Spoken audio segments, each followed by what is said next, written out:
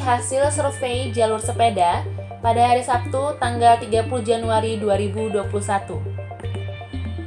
Pengecekan selebar 13 meter mulai dari sisi jalan, 13 meter di dalam garis merah kiri merupakan rencana, 7 meter untuk tambahan 2 lajur, 2,5 meter untuk street furniture, 3,5 meter untuk jalur sepeda, sedangkan yang sebelah kanan kondisi existing yang sudah ada di lapangan.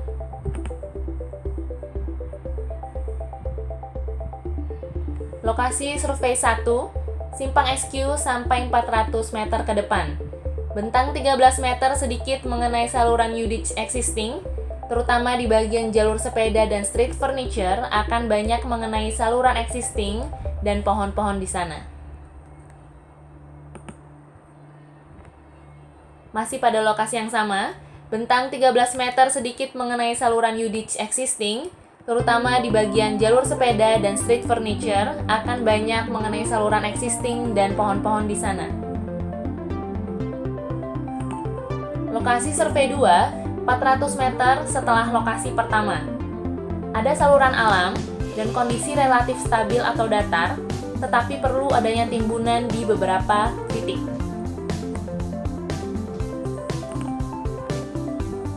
Lokasi survei 3, jalan masuk perumahan Palapa. Akan banyak timbunan sampai lokasi berikutnya. Pada lokasi yang sama, akan banyak timbunan sampai lokasi berikutnya. Lokasi survei 4, seberang Victory Shipyard. Harus ada timbunan kurang lebih 2,5 meter dan ada pipa, namun di luar jalur pengerjaan.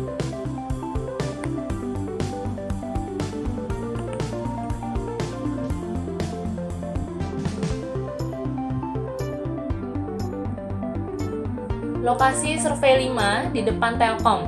Wilayah jalur sepeda dan street furniture jadi kena saluran existing. Salah satu solusi tanpa menghilangkan saluran existing dengan memberikan penutup saluran beton atau UDITCH cover dengan lebar 2,5 meter.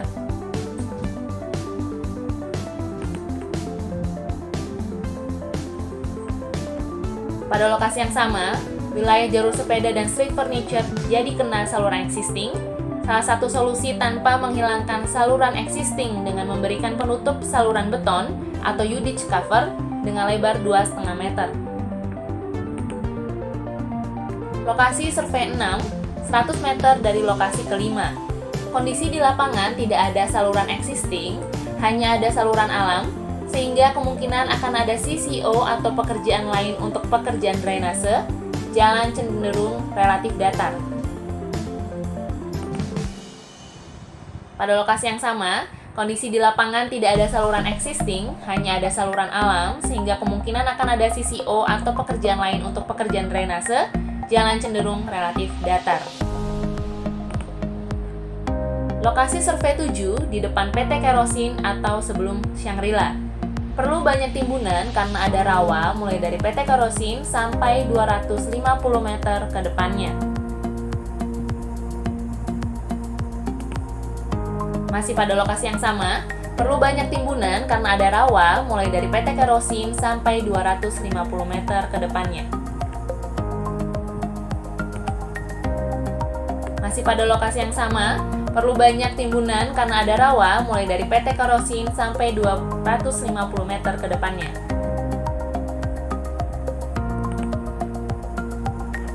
Lokasi yang sama, perlu banyak timbunan karena ada rawa mulai dari PT Kerosin sampai 250 meter ke depannya.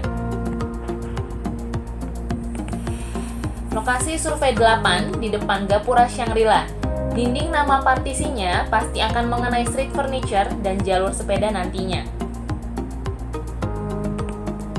Masih pada lokasi yang sama, dinding nama partisinya pasti akan mengenai street furniture dan jalur sepeda nantinya. Lokasi survei 9 di depan Masjid Al-Ikhlas. Jalur sepeda dan street furniture akan mengenai saluran existing.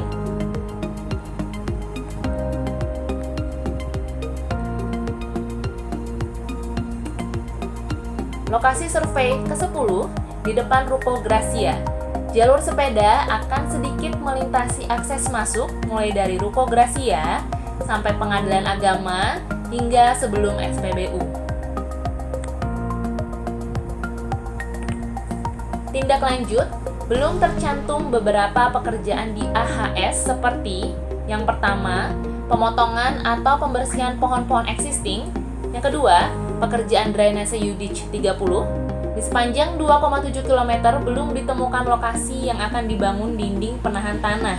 Jika pekerjaan dinding penahan tanah tetap ada, harap dokumen dilengkapi dengan menunjukkan panjang dan lokasi pasti di mana dinding penahan tanah akan dibangun. Setelah pemenang tender ditetapkan, pihak-pihak yang bersangkutan akan diundang untuk melakukan diskusi rapat membahas pembangunan jalur sepeda di Jalan R.E. Marta Dinata sejauh 2,7 km.